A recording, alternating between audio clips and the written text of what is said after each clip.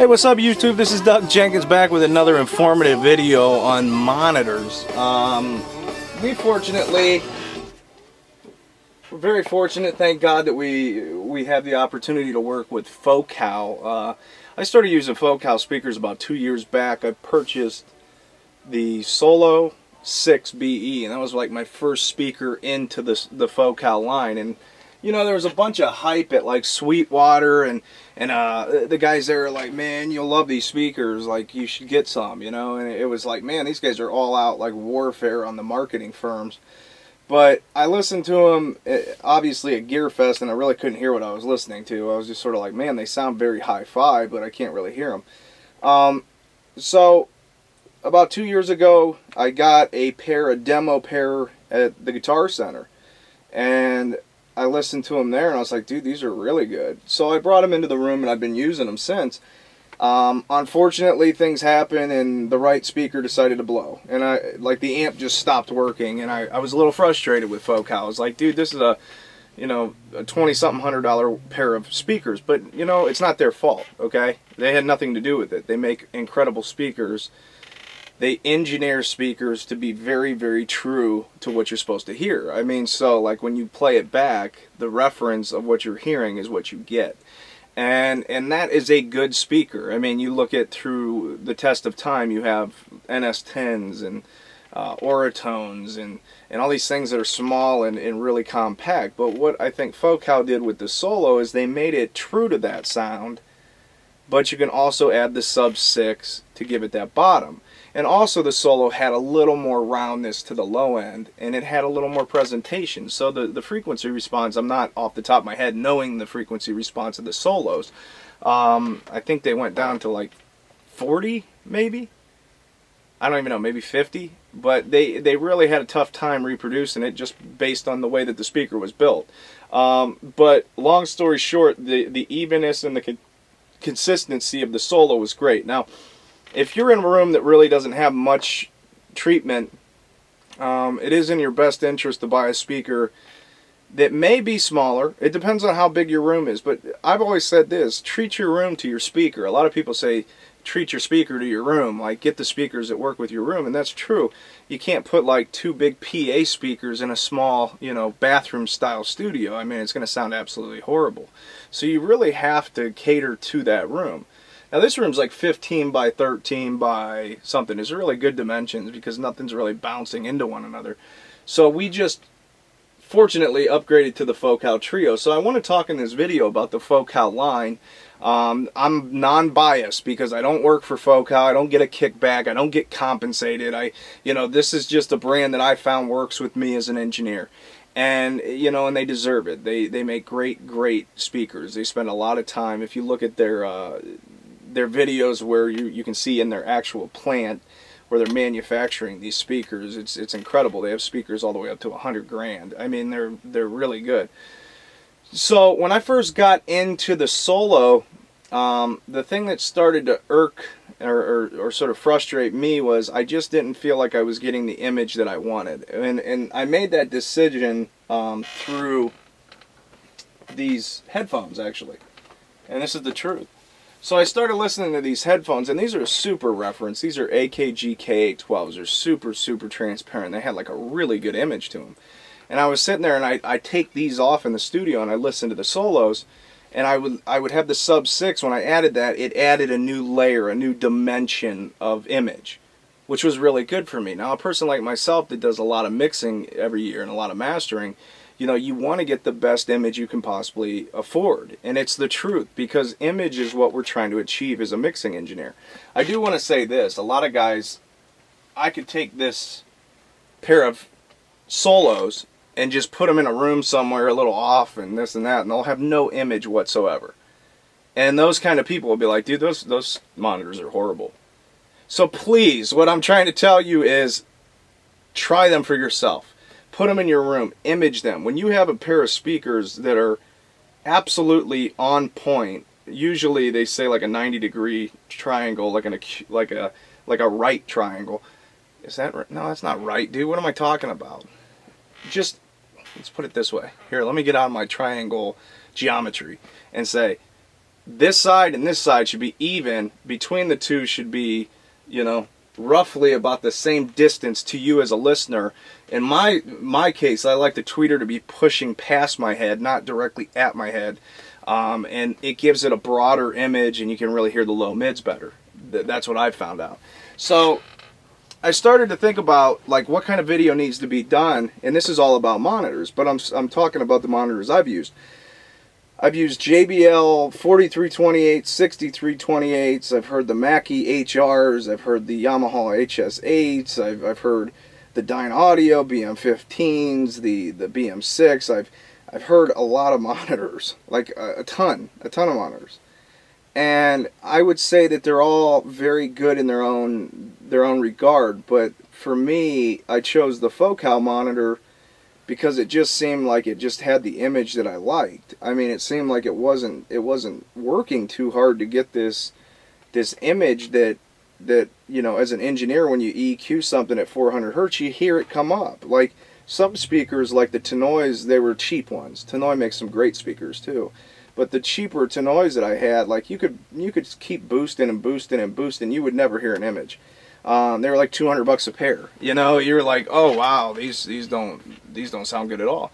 And then Tenoy makes some of the greatest mastering speakers on the planet. So when you buy these speakers, if you really want to do mastering for a living, you want to do mixing, you really want to get a top shelf speaker, not just some speaker that makes sense to you, but a speaker that makes and translates well. So the number one thing that I heard with the Solos, what the heck?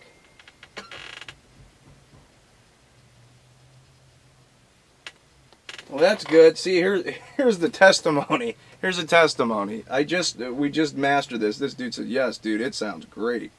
I'm just jonesing for all my tracks to be finished. Should be done in the studio tomorrow. So, anyways, I'm going to say awesome. But anyways, that is what you're paying for. Like, that's why, you know, we spend the money we spend on this. This is why we appreciate Focal and the company they are. Because what just happened during this video is exactly what I'm talking about. This is a happy client. This is a guy that says, dude, I put that stuff in my car and it was freaking awesome. Okay, that's my job as an engineer. So when you listen to this, I guess I'm going to talk about the trios, then I'll turn around and talk about the Solo, because actually the camera's sitting on the Solo. I'm so bad of that. Oh my god. I was thinking, dude, how about the magnets like sucking all the tape? But it was like an inside joke, because I had a guy come over one time and he had a Prism converter. I mean, he just bought this thing and I set it on the sub and he goes, dude! I'm like, dude, it's shielded. You're fine. But that's why it was an inside joke. It suck all the electronics right out of his Prism. Anyways, so long story short, what we want to do with the trios is I want to talk about the image and the space, because I didn't really hear any feedback on that on YouTube, and I was like, man, there's a lot of people out here that probably want to buy these speakers. And the first thing I noticed, I'm going to tell you this, and I wish Focal would come out and scream it at the top of their lungs. If I wouldn't know any better, you need to break these speakers in. You need to keep them at like a lower volume. We did it for about 20 hours. It says 10 hours, but you'll start to hear the dynamics of the speakers start to like take place, take shape. It's really crazy. So once that break-in period, I found out, unfortunately, one of my 8-inch had like a little rattle in it, and I was like, oh great, that's why you don't buy a demo. But these things are expensive, you know, and they're worth it. So like if Focal, anybody from Focal's watching, dude, they're worth it. They're worth the money, and that's why they're expensive. But I did my first mix, and I instantly could hear the space. A three-way monitor has a lot less trouble reproducing the spectrum, and the reason is it's got an 8 that takes care of the lows into the low mids a little bit, and then the mids are taken by the second speaker you see here, and then you have the tweeter that takes care of all the nice high shiny stuff. So, and that might sound layman, but it's the truth. So when we hear the balance, I did a video one time where if you're having a tough time hearing your room, you in sense are doing that same principle that they took into practice with these speakers. You isolate just the lows and you EQ that, and adjust that. Then you do the mids, and then you do the highs. And then once you're done with that, take into account the volume between each low, mid, and high. One guy was like, dude, that's not going to work because then you can't hear everything. No, I'm saying you got to still adjust the volume between the lows, the mids, and the highs, but get each element sounding great. So now this speaker, when it reproduces, that sounds amazing. This speaker sounds amazing, and this speaker sounds amazing. So you can take care of those things. Now, the one thing that I did notice about the solos, compared to the trios, is the trios took a little bit longer to get right in my room because they're a bigger speaker. They got a lot more power. They got a lot more, push and presence, and the image is a lot bigger. So when you listen to the image in this room now, like a vocal that sounded, let me put it in the best way I can, but a vocal that sounded like right here on the solo sounds like this on the trio. So you can literally just hear the whole entire range, and then it still has image for the other parts of the song. So, you're listening to, whether it's a really well put together mix, you can hear every little element. You can actually hear the room around that instrument like you should. Where on the solo, it was just almost like really small, and you couldn't get as detailed. As some guys put it, he said it was like putting a microscope on the speaker. It is. It's another dimension of depth to your sound. What I find myself doing a lot of, that I never did with the solo, was I find myself doing a lot of expanding and on compression and seeing that, wow, a lot of people are just hammering their stuff and it sounds bad. And then I really couldn't make that out on the solo that well. I couldn't make that out on my JBLs that well. Now here's the thing though. When I say that well, I mean I still took care of it. It just took me a little longer, and I had to, reference back and forth, maybe take a break. On these, it seems like when something's overly compressed, you can hear it right away because it's like the room of the whole thing's gone, and it has no image whatsoever. So the upgrade for me was a must. I mean, I do a lot of mastering, and at the time I was mastering with the Focal Solos, and I was mastering with the Sub 6. And that got me to where I wanted to be. Now people like Bobcats and things like that. Yeah, you should have two subs, but you look at 2 subs in the solos, you're talking about a car. That's a lot of money. But once again, there is a purpose for this. If it wasn't worth the money, why would you pay for it? Why would they continue to sell monitors?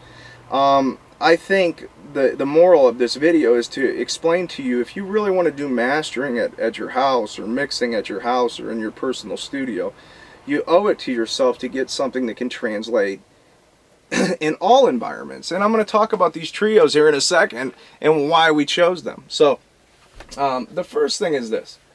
Number one, you can kick that sub out. Nowadays, you got things like Beats by Dre, the Pill by Dre, the Sonos systems, Hi-Fi World, tiny speakers, overinflated prices, and unfortunately, it's how people buy stuff for their house. I mean, they go, ooh, Sonos system, boom, got it. And I'm not ripping on Sonos, they make great stuff. But when I kick this little foot switch here, it goes into a thing they call focus mode. Now focus mode, I've seen guys like brush over focus mode. Oh, it's focus mode. Focus mode really just takes out all that low end information. And now you're really focusing still on the low mids. You still have that, and you still have the treble. But when you hear it back, it's not as lively. It's not like you're going to mix to a club now. You're going to mix to a smaller setup or a compromised system where now you're acting more like you would get from an NS10 or something like that. So that's really clutch that they did that. The next thing that you're going to have is when you kick it back over, it sort of brings your attention back to where the bass really is. And what this allows you to do psychology-wise is now make sure that the bass is not taking away from that beautiful image you had on the focus mode. So what I found myself doing is instantly finding the bass frequencies, and also the room has a lot to do with it. But I could find the bass frequencies I wanted, I could adjust them the way I wanted, I could take away the ones I didn't want, and I could hear the ones that were making, causing total havoc on the low end. So by gradually taking care of all this stuff and bringing up what needed to be brought up, you instantly could hear a difference on these trios. Now you saw it on a text message, you didn't see the text message, but the way that you can hear everything, when you take it out, it translates so well. Because I'm going to say this, I think it's a 40 to 50% increase in my image from the Solos. Now, granted, the Solos are incredible speakers, and they're half the price of one of the Trios. But if you don't have the money for the Trios, I would highly recommend the Solo. Let me turn around so you can see the Solo. It's like, here's your camera. So if you don't know what the Solo looks like. But yeah, that's the Solo in the sub, and I don't know what I'm going to do with it. I might take it into my other room. But these together were really, really great. What you would do is run the output of your converter into the sub, out of the sub, into the Focal Solo, and really this would take care of the bottom end. Now granted, you're going to have a huge bottom end if you don't know how to mix, or you don't know how to set up a sub. You really want it to sound even with this. So when we put this together, it did sound a little unorthodox to me. Like, I wanted more punch, I wanted more, you know, pop. But dude, I will tell you this, if you go with a pair of Focal Solos with a sub, you will be a very happy camper. Those are really killer speakers.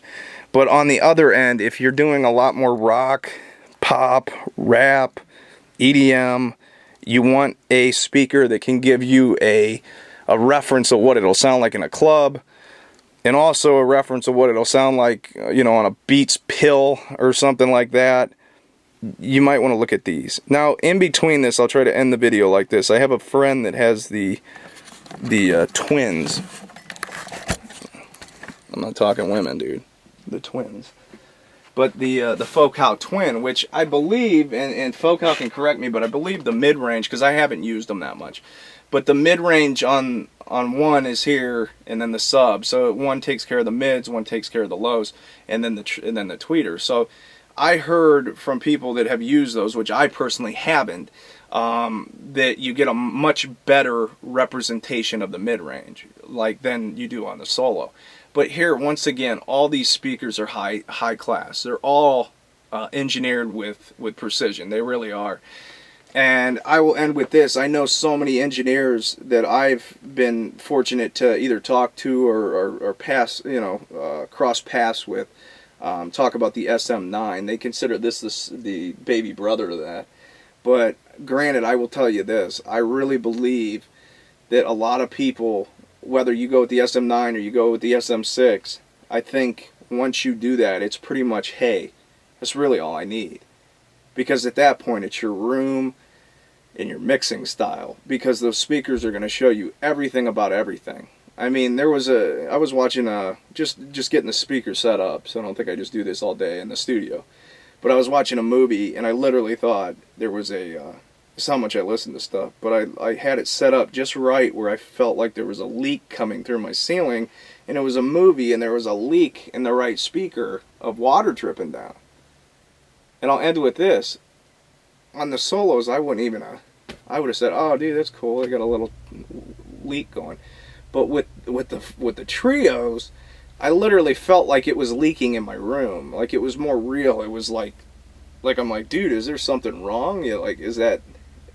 And then I was like, holy crap, it's on the movie. And then, you know, I had that brief moment of like, wow, dude, that is really good. So long story short, if you're going into the Focal line, you don't have to. I mean, there's other brands out there, but I will say this, I think you'll be super happy with them. And I just wanted to tell people that because I appreciate companies that do great work. I like Apogee, I like Manley, I like SSL, I like API, I like all these companies that really set the stage. They set the groundwork, and when you want a result, the most important thing you can do is buy great monitors. I promise you. We'll see you.